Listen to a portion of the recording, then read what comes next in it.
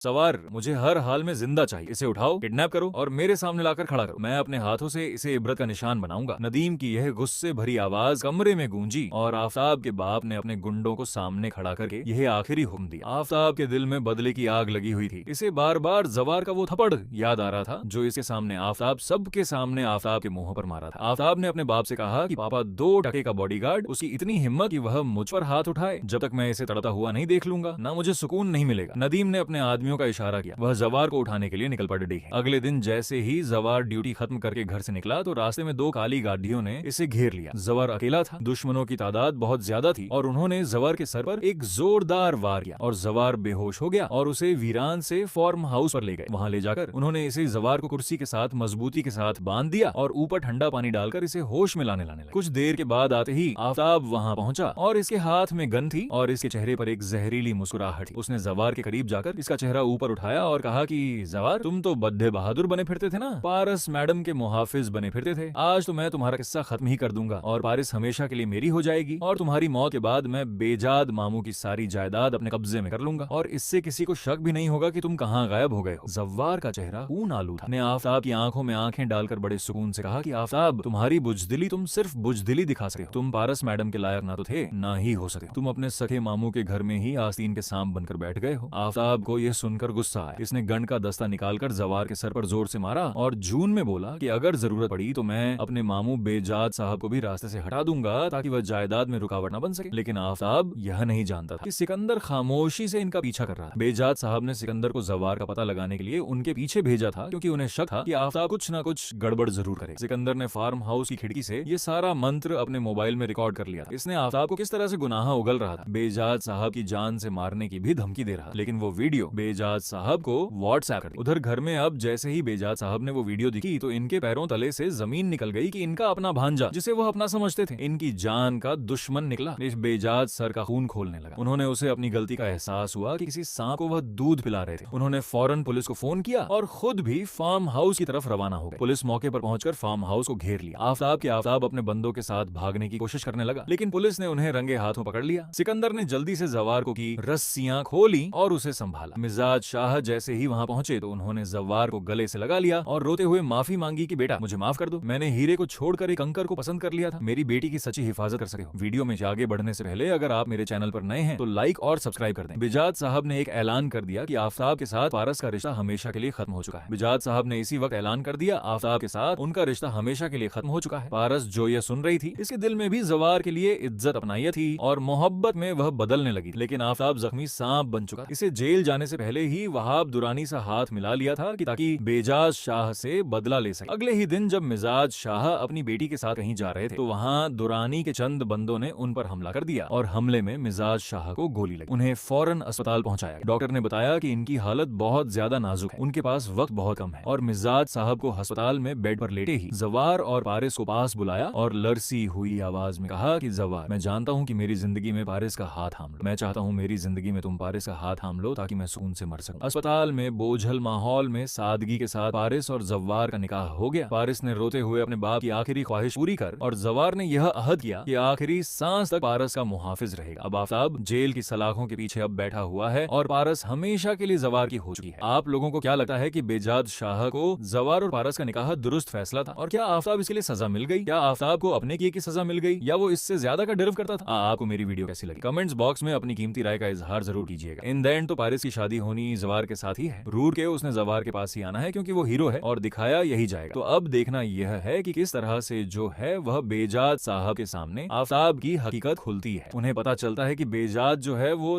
आफताब जो है वो सिर्फ उनकी जायदाद के पीछे है। उन्हें कोई मोहब्बत भी नहीं है आफताब को। पारस से कोई मोहब्बत नहीं है। वो बस लालच में ये सब कुछ कर रहा है। हालांकि उसकी माँ और उसका बाप